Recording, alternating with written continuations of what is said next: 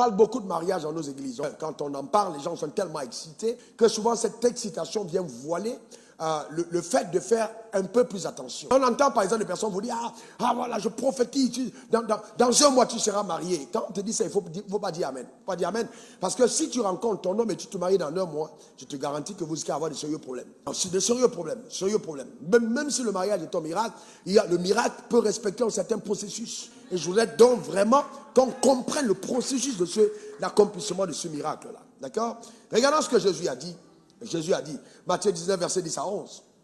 Ses disciples lui disent, c'est telle la condition de l'homme à l'égard de la femme. Là, les disciples lui demandent, est-ce que je peux chasser ma femme? Les gars disent, Jésus dit, non. Oh, il n'y a pas de question de renvoyer sa femme. Ils disent, quoi? Donc, si c'est ça la condition de l'homme vis-à-vis de la femme, il n'est donc pas avantagé de se marier. Vous voyez, ça c'est la pensée de ceux qui veulent prendre une femme et puis après avoir abusé, ils chassent. Vous comprenez ce que je chante? Il dit, non, mais ce n'est pas donc avantageux de se marier. Et regardez ce que Jésus va dire par la suite. Jésus n'a pas dit, les gars, vous vous trompez. Normalement, il aurait dit, c'est un avantage, c'est quand même Dieu qui a institué le mariage. Mais il a répondu, tous ne comprennent pas cette parole. C'est choquant. Tous ne comprennent pas. Ça veut dire qu'il va dans leur sens. Que se marier n'est pas forcément un avantage. Mais seulement à ceux à qui cela est donné. Donc le mariage peut devenir un désavantage si nous amorçons le mariage sans respecter les prérequis divins en ce qui concerne le mariage. Ça, c'est fondamental et important. Regardons donc aussi la pensée de Paul, l'apôtre. 1 Corinthiens 7, 28. Si tu t'es marié, tu n'as pas péché. Si la vieille s'est mariée, elle n'a point péché. Mais ces personnes auront des tribulations dans la chair. Notez-le, auront des tribulations. C'est ce que Dieu dit. Vous croyez à la parole de Dieu? Oui. Elle dit ici que les personnes mariées auront des tribulations dans la chair. Et je voudrais vous les épargner. Donc l'apôtre Paul dit, si j'ai un conseil à te donner, reste célibataire. Non, c'est ce que la Bible a dit, n'est-ce pas? Si j'ai un conseil, il dit, en tout cas, si ça ne dépend que de moi, vous voulez mon conseil, l'apôtre Paul dit, restez dans l'état où vous êtes. Parce que si vous vous mariez, vous aurez des tribulations dans la chair. Donc en écoutant Paul l'apôtre, en écoutant Jésus, on comprend que bien que le mariage soit une bénédiction de Dieu, Jésus ne l'a pas présenté simplement sous l'angle de quelque chose qui arrive pour apporter une transformation extraordinaire. Non, mais plutôt, il a mis en avant le sens des responsabilités. Être prêt à faire face à certaines difficultés. Eh bien oui, si on n'est pas préparé, on peut recevoir une belle claque dans le mariage. Il faut être préparé. En réalité, seul, on l'a vu, il était fort, il était stable, il était riche. Il était équilibré, mais il ne pouvait pas accomplir les desseins de Dieu pour sa vie. Donc, le fait que la femme lui a été donnée était d'abord la quête des desseins de Dieu par rapport à la vie d'Adam. La quête des desseins de Dieu par rapport à la vie d'Adam. C'était pour atteindre les objectifs que le ciel a assignés à Adam. C'était donc un conjoint de destinée. Donc, choisir sa femme ou choisir son conjoint devient donc un exercice extrêmement important et délicat, qui nécessite de chacun d'entre nous de prendre du temps. Si vous ne pouvez pas prendre du temps pour choisir votre voiture, prendre du temps pour choisir la maison dans laquelle vous allez habiter, prendre souvent du temps même pour choisir une paire de chaussures et ne pas prendre du temps pour ce qui est plus important sur terre après le salut, le mariage. Vous devez prendre le temps. Vous devez prendre du temps. Vous devez prendre du temps, véritablement. Donc, le choix du conjoint à lui seul, pour ma part, joue déjà 50% de ce que la famille va devenir. Par exemple, si quelqu'un veut des enfants métis, c'est qu'il a pris une femme noire.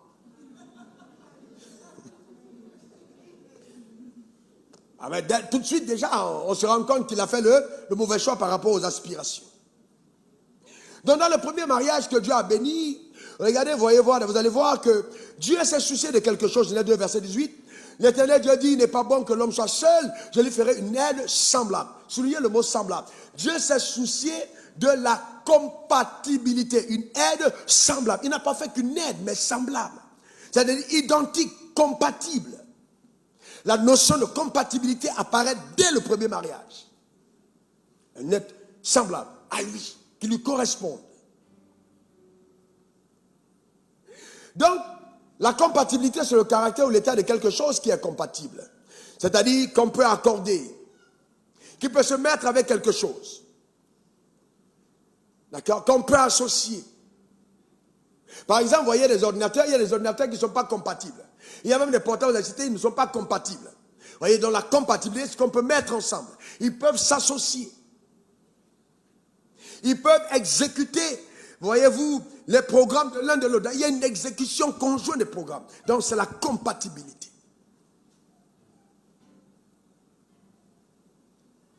D'accord, c'est très important. Et donc, je voulais parler avec vous de 5 axes de compatibilité que nous devons rechercher à tout prix et sur lesquels nous devons travailler, d'accord, pour la stabilité réelle et l'épanouissement de notre famille.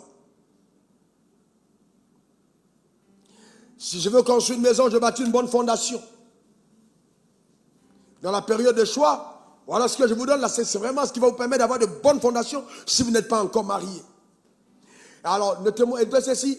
Je peux être enfant de Dieu, né de nouveau, et je rencontre un autre enfant de Dieu, né de nouveau, et on n'est pas compatible.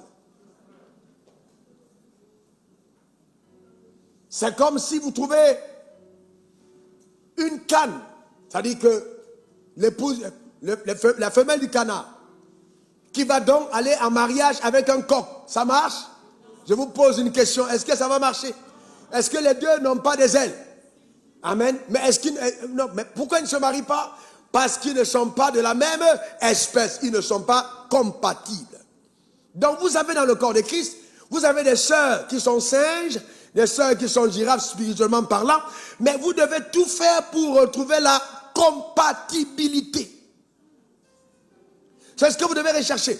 Et, voyez-vous, le premier niveau de compatibilité à rechercher, c'est la compatibilité spirituelle. Sommes-nous spirituellement compatibles? Parce qu'en fait, l'être humain est d'abord un être spirituel. Est-ce que nous sommes spirituellement compatibles?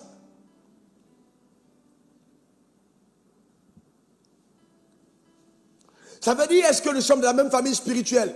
Oh, pasteur, bénis mon mariage. Oh, vraiment, il craint Dieu. Oui, mais il prie où? Non, en fait, comme tous les chemins mènent à Rome, il est à la mosquée. Est-ce que...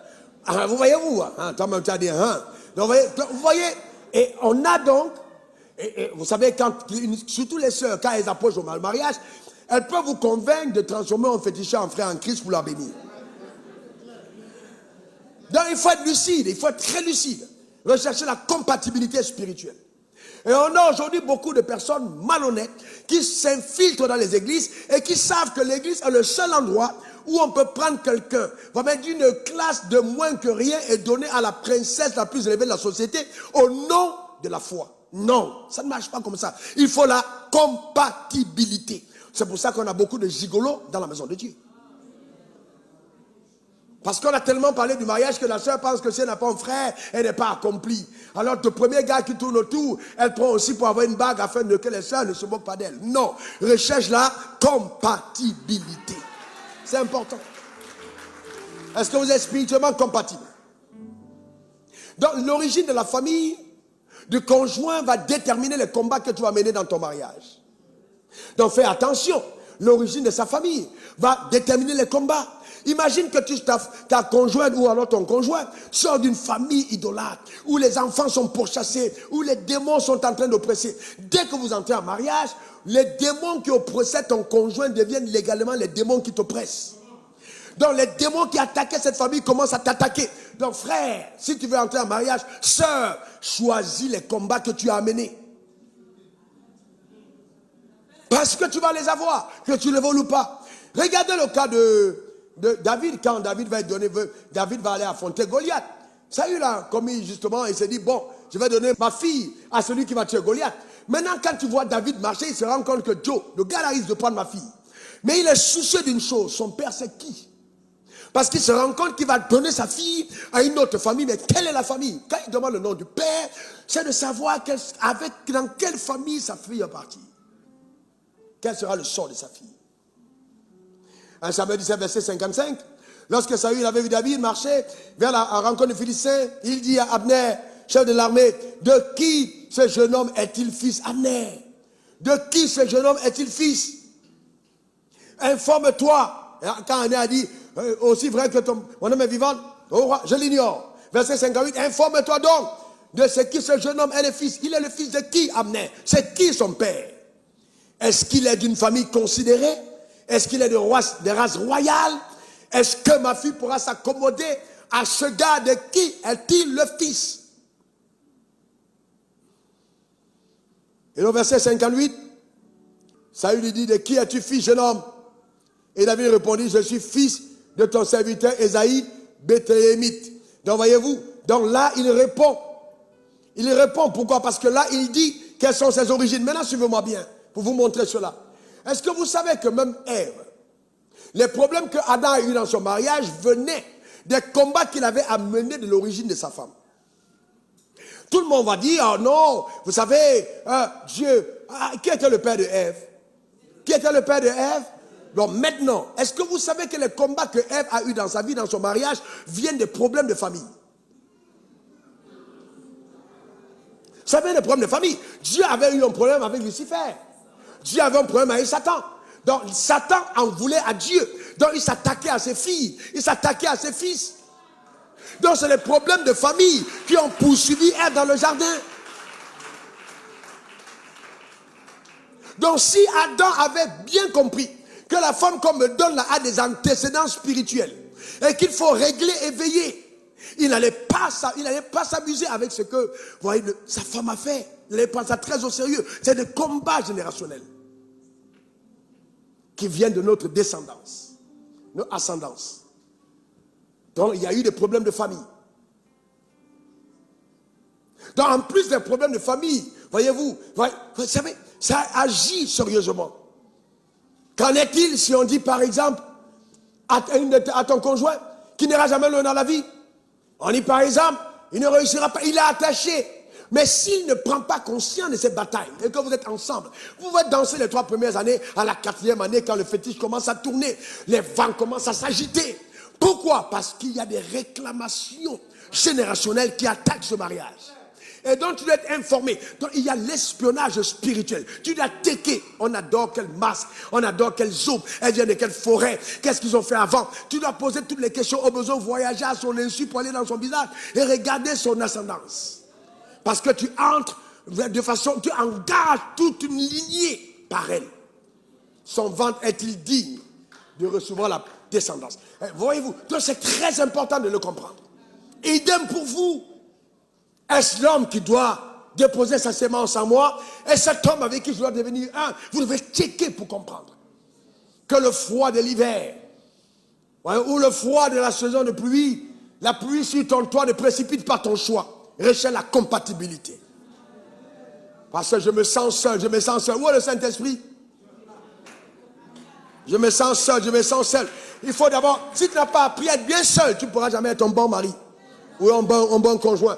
Parce que il faut apprendre à être équilibré dans la solitude. Donc c'est très important. Vous voyez, donc il faut faire attention. Et puis les gens, vous voyez, le jour de mariage, les gens sont devenus tellement légers. Hier à 1h38, Dieu m'a dit, je ne suis pas présent à tous les mariages. C'était choquant. 1h38, j'ai noté. 1h38. Je ne suis pas présent à tous les mariages. Il m'a dit, les mariages qu'on bénit là, je ne suis pas présent à tous les mariages. Vous voyez, les gens viennent à l'église, oui, oh ça c'est ma femme. On dit, on va les bénir. On a béni à l'église. On a béni à l'église, mais le ciel n'était pas là. Je vous donne un exemple. Vous prenez les homosexuels comme bénis à l'église. Vous pensez que Dieu est là? Dieu va venir au mariage homosexuel? Vous êtes fous ou quoi? Il n'est pas là. Allez même au Vatican, vous êtes béni par... C'est pas, mais Dieu ne viendra pas. Vous comprenez ça? Il n'est pas là. On est d'accord, n'est-ce pas? Levez la main. Ok, on est d'accord. Maintenant, allons-y plus loin. Montre quelque chose. 2 Corinthiens 6, verset 14 à 15. Ne vous mettez pas avec les infidèles sur un joug étranger. Qu'est-ce que Dieu a dit? Ne vous mettez pas avec les infidèles sur un joug étranger. Répétez encore. Une dernière fois. Ne vous mettez pas avec les infidèles sur un joug étranger. Voyez ce que Dieu dit. Quel rapport y a-t-il entre la justice et l'iniquité? Ou qu'y a-t-il de commun entre la lumière et les ténèbres? Donc Dieu dit, mon frère, quel rapport? Tu me présentes ta femme, est-elle de lumière ou de ténèbres? À quel monde elle appartient? À quel royaume elle est? Qui est son père? Demande à ton fiancé qui est ton père. Il va te dire c'est quoi mes crocs? Laisse tomber. Demande-lui ton vrai père c'est qui? C'est Dieu ou c'est le diable? Parce que tout va déterminer. Si toi tu es enfant de Dieu et que ton père c'est Dieu, sache que Dieu n'assistera pas au mariage où Satan est invité. Il ne sera pas là. Ah oui, mais vous savez, quand on a dit homosexuel, vous avez acclamé. Mais quand toi tu prends un païen et que tu l'amènes à l'église, Dieu dit je suis absent. Je suis désolé, parce que le jeune homme là qui vient, je suis son père, mais s'il a accepté de prendre une fille dans le monde des ténèbres, ce n'est pas moi, je ne suis pas là, je ne viens pas. Allez à votre mariage, peut-être votre révérend va venir, mais je ne viens pas. Parce que vous ne pouvez pas inviter à la table d'honneur Dieu d'un côté, Satan de l'autre à un mariage, alors que depuis le ciel, ils sont séparés. Et c'est là, vous voyez, la soeur commence à réfléchir, parce qu'il est gentil, il fait des cadeaux, il fait ci, frère. Normal, les cadeaux, ça te rend ivre, ça t'aveugle, ça te fait perdre la tête. C'est la même sœur qui te donnait des critères d'exigence terribles. Tu la vois maintenant en train de te sortir des théories, des raisonnements. Il y a une philosophie théologique erronée. Tu te demandes, mais elle commence à te citer des versets bibliques étudiés par cœur. Dieu est amour, Dieu est amour. Dieu est miséricordieux. Tout chemin mène à Rome. Et là, vous avez des déclarations, on mélange la Bible avec le syncrétisme, tout ça est mélangé juste pour avoir un homme.